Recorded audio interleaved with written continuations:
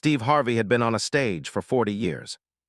Stand-up comedy, variety television, game shows, awards ceremonies, moments of national broadcast that went wrong, and moments that went exactly right, and 1,000 ordinary days in between. He had stood in the center of every version of public performance that the American entertainment industry had available. And he had done it with the particular ease of a man who understood, at the bone level, that a stage was simply a room where things happened in front of people.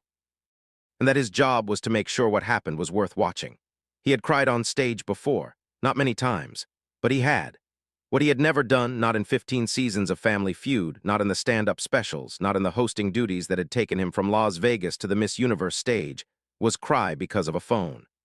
On a Monday morning in late April, a production assistant handed contestant Josephine a wireless handset before the Fast Money round. It was a prop decision, a production choice, arranged weeks in advance, coordinated through several time zones with the precision that television surprises require. Josephine was 47 years old. She was from Toledo, Ohio. She had raised 3 children largely by herself, had worked the same job at the same hospital, certified surgical technician, 18 years, and had last spoken to her older brother Felix on the phone in February of 2019. Not February of last year, February of 2019. Felix Adesanya had been a merchant marine. He worked cargo vessels long hauls across the Pacific, 3 months out, 1 month back, the particular life of a man whose address was a shipping lane and whose home was wherever the ship was anchored. He had called when he could. He had not always been able to. The last call in February of 2019 had been cut short. A bad connection, a quick goodbye, a promise to call back soon. He had not called back soon.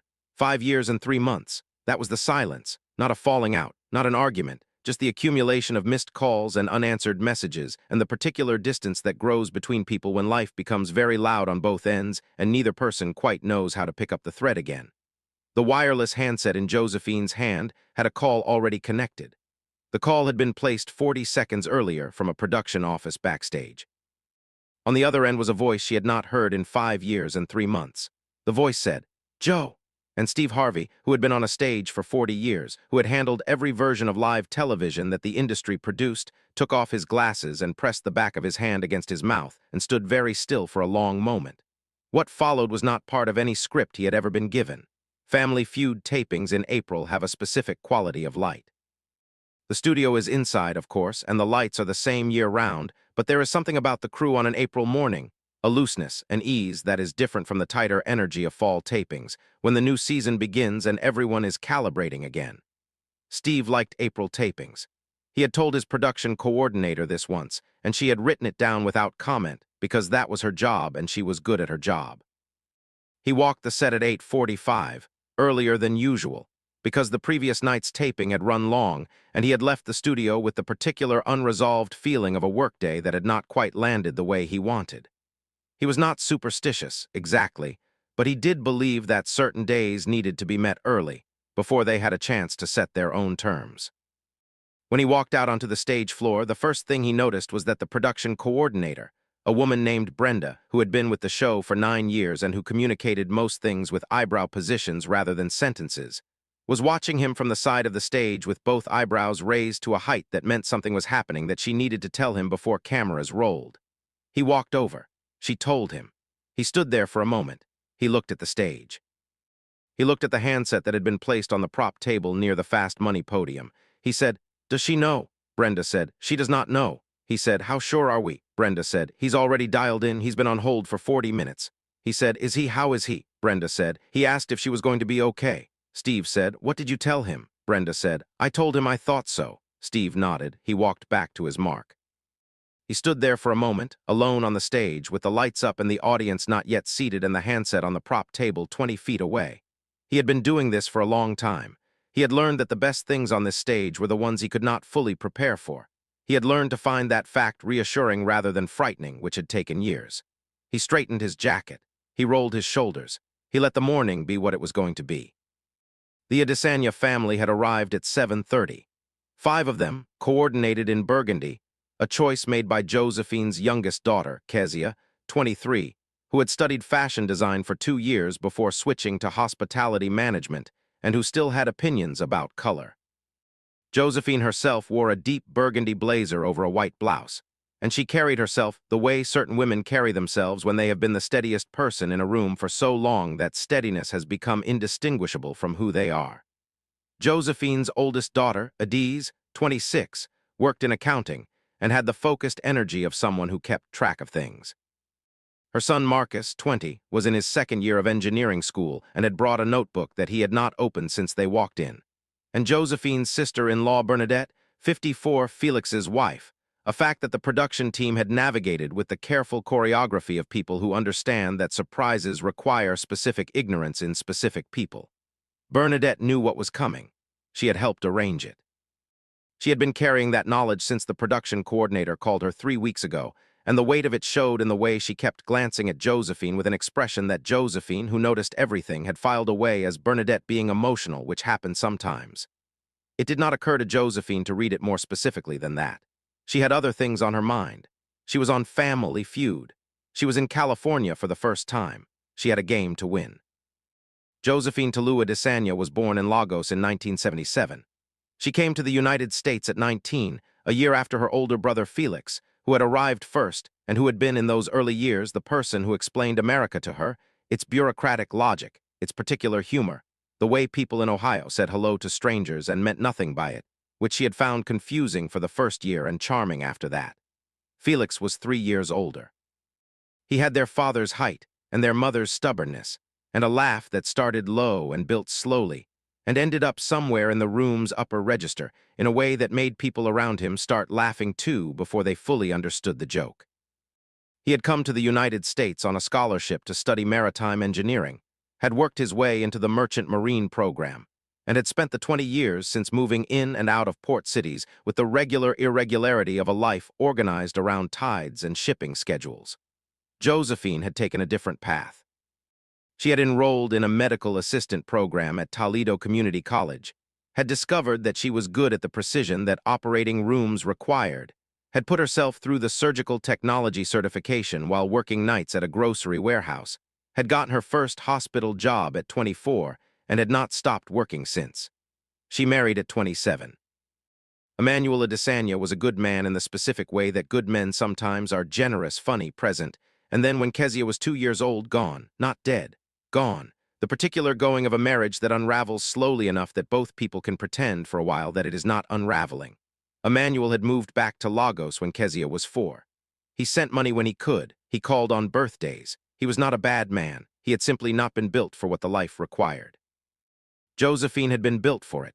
She raised Adiz, Marcus, and Kezia in a house on Dunbar Road in Toledo, Ohio, in a neighborhood that had its own rhythms and its own particular mixture of difficulty and warmth. She worked. She drove. She attended school functions and coached spelling bee practice and sat at kitchen tables helping with math she had to relearn herself first. She made Nigerian food on Sundays and made peace with American food the other 6 days, and kept a photograph of her parents on the mantel above the fireplace that she still called her parents' photograph, even though she had been in America for 28 years. Felix had been part of all of it, even when he was not present for it. He called from ports she sometimes had to look up on a map. He sent gifts that arrived in the wrong season. He was her brother in the specific way that older siblings who have shepherded you through the first confusions of a new country are always your brother. Not just family, but geography, but history, but the person who knew you before you were whoever you had become. The last call in February of 2019 had been from a port in the Philippines. Bad connection, a lot of static, his voice cutting in and out. He had asked about Marcus, who had just gotten his GED and was talking about college. She had told him Marcus was going to be fine. He had said he knew. He had said he was going to call back when he reached the next port. The connection had cut. The next port had been Busan, South Korea. He had not called from Busan. What had happened, what Josephine did not know, what Felix had not found a way to explain, was that he had gotten sick in Busan. Not seriously, not life-threateningly, but the kind of sick that requires time and rest and quarantine protocols on a cargo vessel, and a rerouting of the ship's schedule that meant 3 more months at sea than planned. And then the 3 months had extended to 6. And by the time he was stable and back in a port with reliable communication, 6 months had become 8, and 8 had become the particular paralysis that comes when too much time has passed, and you do not know how to start again without acknowledging what the time contained. He had written emails. He had not sent them. He had composed them on his phone in the ship's small communications room and read them back and found them inadequate and closed the app. Josephine had done the same thing on her end. She had typed his name into her phone 100 times. She had not pressed call. Neither of them thought the other was gone from their life. The distance was not estrangement. It had no heat, no injury, no closing door. It was simply the accumulation of time in the specific way that time accumulates when two people who love each other stop being in each other's daily lives and find, each time they think about reaching, that the gap has grown a little wider than the last time they checked. The connection that finally broke the silence was not a phone call. It was Bernadette. Felix's wife Bernadette, who had married Felix 8 months ago in a small ceremony in Portland, Oregon, had been in contact with Josephine through the entire 5-year silence. Not frequently, not with fanfare, but with the patient maintenance of a woman who understood that family requires upkeep even when the family members themselves have temporarily lost the capacity to do the upkeep themselves. She had been the one to tell Josephine about the marriage. She had been the one to text photographs. She had been the one who, when the Family Feud application had gone through and the producers had called, had quietly told the production coordinator, "There is a brother. He is on a vessel in the North Pacific and I think I can get him on a call. Is that something you could arrange?" The production coordinator had said yes. She had said it very quickly. Felix was currently 600 miles off the coast of Alaska, on a cargo vessel named the Northern Meridian, on a satellite phone connection that the ship's communications officer had arranged with the show's technical team across 3 weeks of careful scheduling. He had told Bernadette one thing when she asked if he wanted to do this. "I should have called her 100 times, he said. "I don't know why I didn't. I don't have a good answer for that. But yes, I want to do this." The wireless handset was on the prop table near the fast money podium. The call was already connected. Josephine Adesanya did not know any of this. The Adesanya family played well from the start. They were competing against the Holloway family from Macon, Georgia, 4 brothers and their mother, a formidable unit with the particular coordination of people who had spent decades finishing each other's sentences. The Holloways won round 1. The Adesanyas won round 2. Third round went to the Adesanyas on the back of 2 fast answers from Marcus, who turned out to have excellent instincts for questions about what ordinary people kept in their cars and what they named their houseplants. "Marcus, how old are you?" Steve asked him during the brief reset. 20, Marcus said. "You got an old soul," Steve said. "That second answer was a 43-year-old answer." Marcus grinned. "My mom says that." "Your mom is right," Steve said. He glanced at Josephine. She was watching her son with an expression that Steve had recognized 1,000 times on this stage, in slightly different forms. The expression of a parent watching a child be impressive and feeling, simultaneously, pride and the specific bittersweet awareness that the child has become someone who no longer needs them in the same way, and that this is exactly what was supposed to happen, and that knowing it was supposed to happen does not entirely dissolve the feeling. It was a look that contained years. Steve had learned to see years in the way people looked at things. The first crack came in round 3. The question was, "We asked 100 people name the one person you would call first if you got incredible news." The Adesanyas buzzed in. Adiz stepped to the podium. "Mom," she said. Immediate cert. Number 1 answer, 54 points. The audience applauded. Josephine put her hand to her heart briefly and then composed herself with the specific efficiency of a woman who does not perform emotions publicly but cannot always prevent them from appearing. The family worked through 4 more answers: friend, spouse, sibling, boss. 5 answers on the board. 1 hidden, 2 strikes. "Somebody have the last one," Steve said. Marcus said, without buzzing in, almost to himself, "I'd call Uncle Felix." Nobody buzzed in with it. It wasn't that kind of answer. It was not an answer to the survey question. It was something that had slipped out of Marcus because he was 20 and had not yet fully developed the filter between thinking something and saying it. But it landed. Josephine turned to look at her son. Marcus immediately realized what he had said and looked slightly mortified. "Sorry, It's okay," Josephine said. Her voice was entirely even. Her face was entirely composed. But Steve had seen what had passed across her face in the fraction of a second between Marcus saying it and Josephine composing herself. He had seen it the way he had learned to see things on this stage, not intrusively, not as a host mining for television, but as a person who paid attention. He turned toward her slightly. He did not step toward her too early for that, and this was not the moment. But he said, quietly, easily, the way he asked everything easily, "Uncle Felix." "Tell me about him." Josephine looked at Steve for a moment. She made the decision, the specific, quick decision of a private person in a public room. "My brother," she said. "He works at sea. It's been a while since we've talked." "How long?" Steve asked. Josephine was quiet for exactly 1 beat. "5 years," she said, "and some months. Do you miss him?" She looked at Steve Harvey with the expression of a woman to whom that question had a very obvious answer and who was not accustomed to being asked obvious questions. "Every day," she said. Steve nodded. He held it, that one word, and everything that 5 years and some months of it contained. He held it for exactly the right amount of time. Then he smiled and said, "All right," and the game moved on. Bernadette, 2 positions down the family line, was looking at the middle distance with both hands clasped in front of her. Steve didn't know it yet, but the hardest moment was still coming. The Adesanyas won the main game in round 4. It was a decisive win. The Holloways from Macon were good, but they ran into 2 bad breaks on their turns, and the Adesanyas capitalized with the efficient precision of people who had been waiting for an opening. Adiz closed the last survey with the #1 answer. She had said front porch in response to the question of where families in the South were most likely to gather in the evening, and the board had lit up with 41 points, and it was done. The celebration was warm but not loud. The Adesanya family was not a loud celebration family. They were a deep hug celebration family, and that was what happened. Josephine held each of her children for a moment. She held Bernadette's hands. Bernadette looked at her with an expression that Josephine even now misread. "Are you all right?" Josephine asked her sister-in-law. "I'm very happy," Bernadette said, which was true. It contained other things too, but it was true. Steve Harvey came forward for the fast money ceremony. He had the specific quality of attention that he brought to certain moments, not more theatrical than usual, but quieter, more internally directed. Had been carrying the knowledge of what was on that prop table for 2 hours. He had been deciding as he watched the Adesanya family play when and how.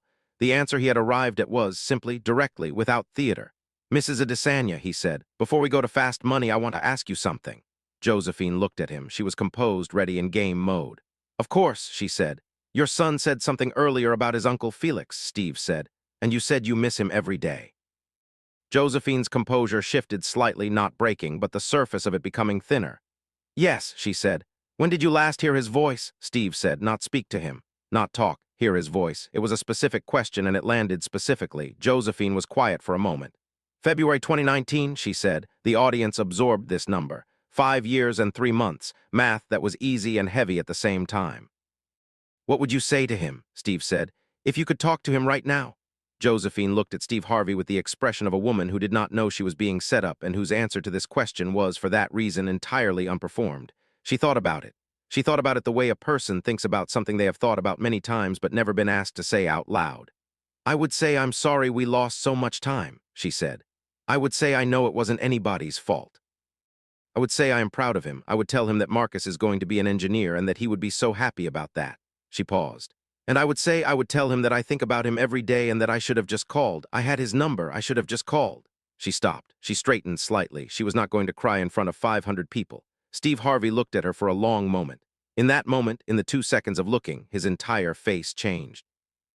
Not into the performance of being moved, into the actual condition of being moved, which looked different. "Mrs. Adesanya," Steve said. He turned to the side of the stage. "Brenda, can you bring that handset, please?" Brenda walked out from the side of the stage carrying the wireless handset. She held it the way you hold something that matters, not as a prop, as a thing. She placed it in Josephine's hands. Josephine looked at it. She looked at Steve. Then she looked at Bernadette. And in the way that people sometimes see what they have been looking at all along, she read Bernadette's face correctly for the first time that morning. "Bernadette," Josephine said. Her voice was very quiet. Bernadette's eyes filled. "Bernadette," Josephine said again. "He called me 3 weeks ago," Bernadette said. "He asked me to help." Josephine looked down at the handset in her hands. She looked up at Steve. "Is he?" she said. She could not finish the sentence. "He's been on hold for about 45 minutes, Steve said. "He's been very patient. He asked if you were going to be okay." Steve paused. "I said I thought so." Josephine Adesanya stood at the center of a television studio in Studio City, California, holding a wireless handset with 500 people around her and 3 of her children standing a few feet away and the sound of her own heartbeat very loud in her ears. She pressed the handset to her ear. She said, "Felix." A pause. And then, through a satellite connection rooted from 600 miles off the coast of Alaska, "Joe." There are calls that are simple and calls that contain years. This was the second kind. Josephine said his name again, "Felix," and her voice, which had been composed and steady and professional and composed some more for the entire morning, did the thing that voices do when the guard comes down.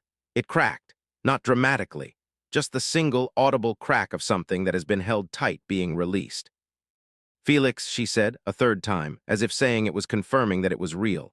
"I'm here, Joe," he said. His voice came through with the specific texture of a satellite call, a fraction of a second of delay, a slight compression of warmth, but unmistakably his voice. "I'm right here. Where are you?" "North Pacific," he said. "About 600 miles off Alaska. It's cold." A pause, the brief delay of a satellite. "How are you? How are the children?" Josephine laughed. She laughed the way people laugh when something has broken open in them, and the laughter is not funny exactly, but is the sound of relief, of recognition, of 5 years of accumulated distance being crossed in a breath. "The children are here," she said. "They're right here where Felix were on Family Feud." His laugh came through the satellite delay, that low, building laugh she remembered, starting at the bottom and working its way up. "I know," he said. "Bernadette told me." I've been on hold for almost an hour." "An hour? They kept saying you were almost done with the main game." Another pause. "Did you win?" "We won," she said. "Of course you won," he said. "You always win." Steve Harvey, standing 8 feet away with the microphone lowered, was doing the thing he had learned to do in moments like this. He was absolutely present, he was absolutely still, and he was staying out of it.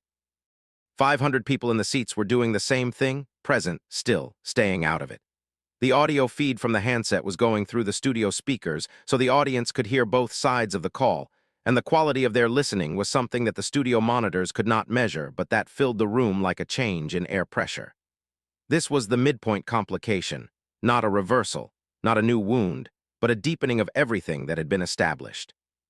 Because now that Felix was on the line, the 5 years were not just a number. They were present in the call.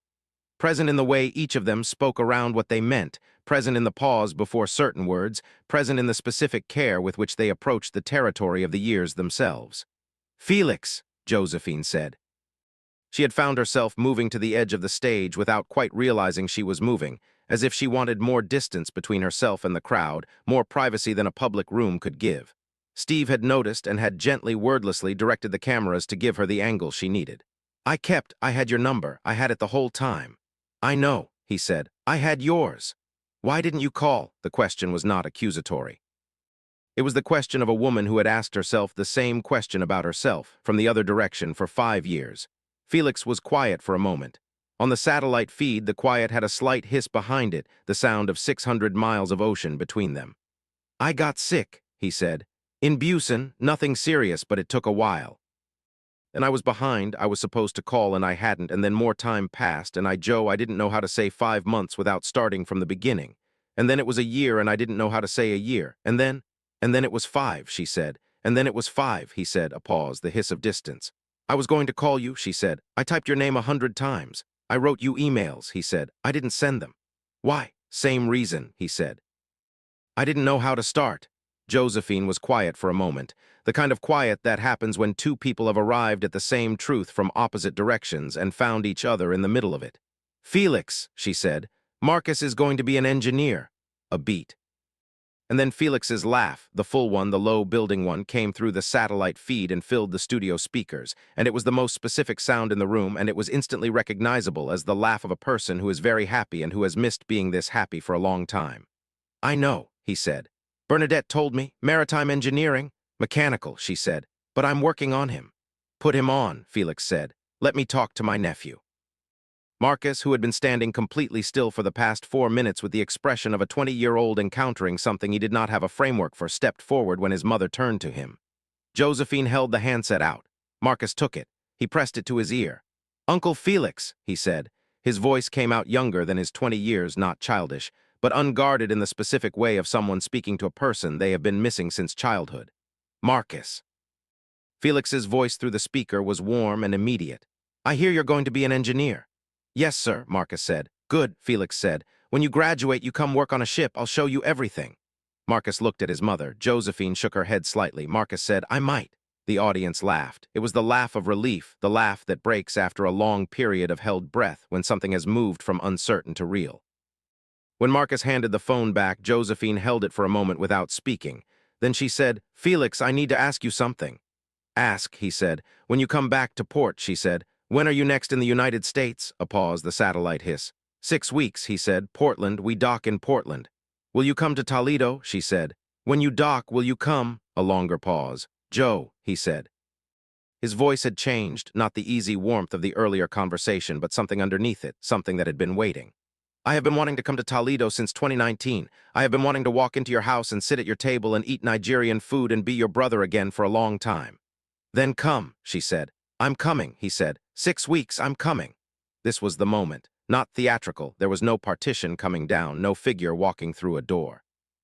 The reveal was a voice through a handset and a promise made in front of 500 people, and it carried the specific weight of a thing being made real by being said out loud. Josephine pressed the handset against her chest for a moment. She closed her eyes. Then she opened them.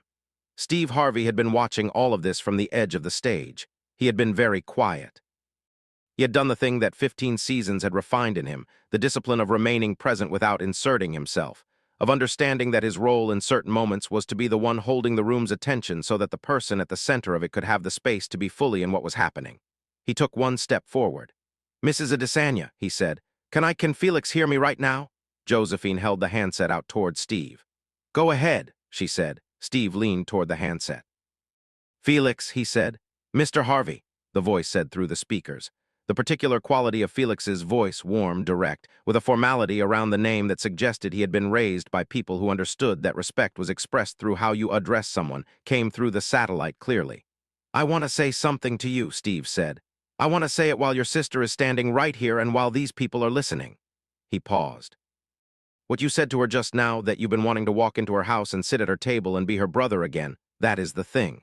That is it right there, not the 5 years, not the emails you didn't send, not the calls you didn't make. That sentence. That is who you are and that is what the 5 years were." A pause on the satellite feed.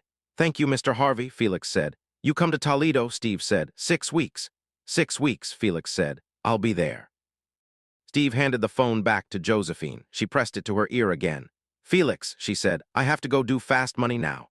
"Then go win," he said. "I'm going to win," she said. "I know," he said. "You always win." The same thing he had said 20 minutes earlier. The repetition was not careless. It was the repetition of someone who has said something true and found it worth saying again. "I'll call you," she said, "tonight when we're back at the hotel." "I'll be here," he said. "North Pacific." "Not going anywhere." She laughed, the real one, the full one, the laugh that her children had heard their entire lives and that Adiz and Kezia and Marcus were now looking at with the specific expression of children watching their parent be a person, not just a parent. "I love you, Felix," she said. A pause. "I love you, Joe. Go play your game." She lowered the handset. Brenda stepped forward quietly and took it from her. Josephine stood for a moment with both hands at her sides and her children around her and 500 people in a studio in Studio City, California, and the particular quality of the room was something that none of them would be able to fully describe afterward, but that all of them would remember. Steve Harvey put his glasses back on. He took them off again.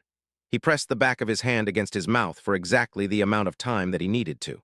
Then he said, "All right, fast money. Let's go win some money." And the room released.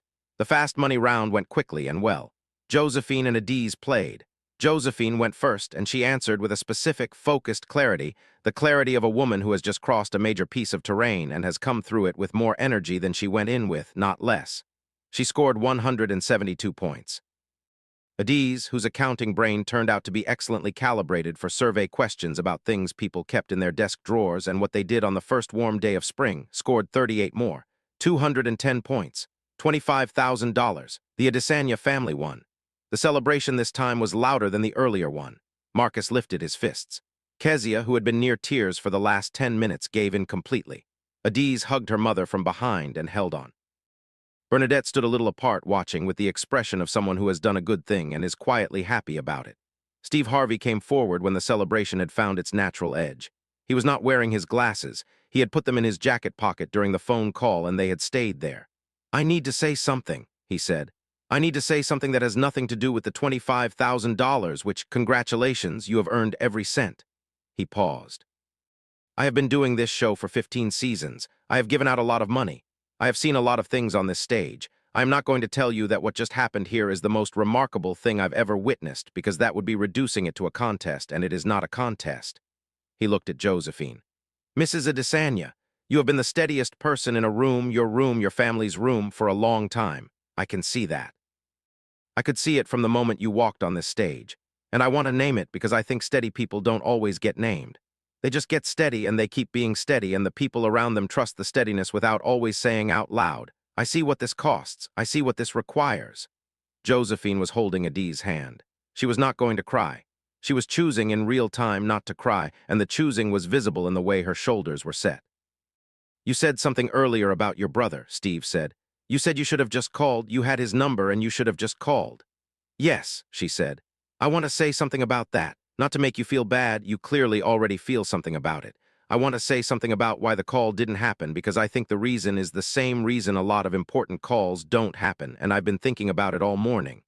He looked at the audience. "The call didn't happen," Steve said, "because both of them were waiting to have the right words. Both of them had the number. Both of them thought about it. And neither of them called because the gap had gotten large enough that a call felt like it needed to explain itself first. Needed to address the 5 years before it could just be a call between a brother and a sister who love each other." He paused. "That is the thing I want to say.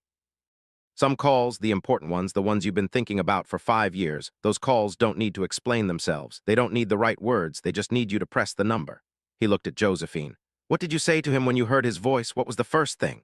"I said his name," she said. "You said his name," Steve said. "And he said yours. That was enough. That was everything. 5 years, and what it took was saying his name." He let that sit in the room for a moment.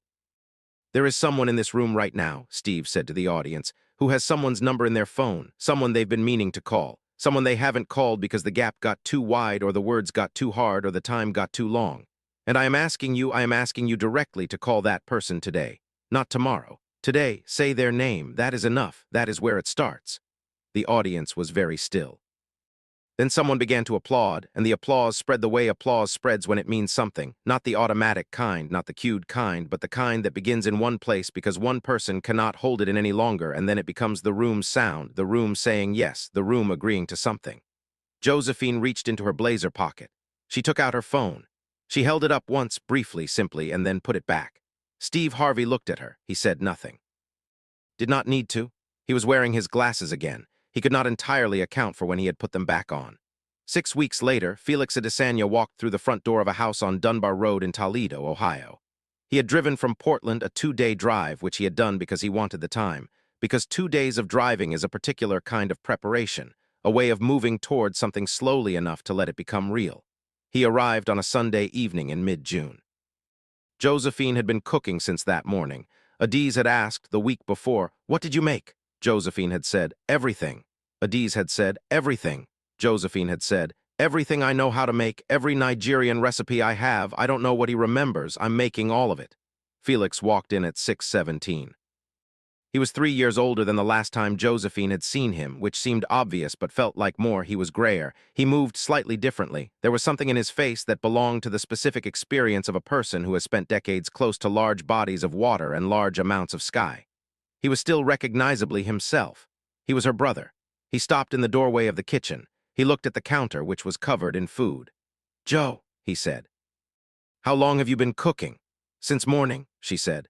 "Sit down." He sat down. They ate for 3 hours. They talked while they ate and they talked after they ate, and Marcus stayed at the table long past the point where he usually disappeared because his uncle was there and his uncle was asking him about mechanical engineering in a way that suggested he actually wanted to know, and Marcus found that he wanted to tell him. Kezia, who had grown up hearing about an uncle who existed mainly as a story and a voice on a bad phone connection, spent the first hour watching Felix the way young people watch adults they are trying to understand. By the second hour, she was talking to him directly, with the unself-consciousness of someone who has decided a person is worth trusting and is acting accordingly. Adiz asked him about the ship. He told her about the Northern Meridian, the size of it, the crew, the particular sound of cargo shifting in heavy seas at 3 in the morning, the way the North Pacific looked in winter when there was no other light for hundreds of miles and the stars were things you could actually navigate by. "Do you ever get lonely?" Adiz asked. Felix thought about this. "Yes," he said, "but the lonely is part of it. The lonely is what makes coming back matter." He stayed for 4 days. On the last morning before he drove back to Portland for his next departure, he and Josephine sat at the kitchen table with coffee while the house was still quiet. The children were asleep. Bernadette had flown back to Portland the day before. It was just the two of them, the way it had been just the two of them in the early years, before children, before the Merchant Marine, before the specific directions their lives had taken. "I'm going to call," he said. "I know I say that." "Call," she said. "Every. I don't care if it's 2 minutes, call." "Every port," he said. "He has kept this." She has kept a note on her phone that says, "Felix called Portland." It has 31 entries now. Some things that are lost permanently. Some things that are lost are simply waiting for someone to pick up the phone. 5 years and 3 months. Ended by a production assistant, a satellite connection, and two people saying each other's names in a television studio in Studio City, California. There is someone whose name you have been not saying. There is a number in your phone attached to that name. The gap is not as wide as you think. It has never been as wide as it felt. Say the name. Press the number. If this story reached you today, if there's a call you've been meaning to make it. Leave me a comment and tell me you did. And if you're new here, stay every week.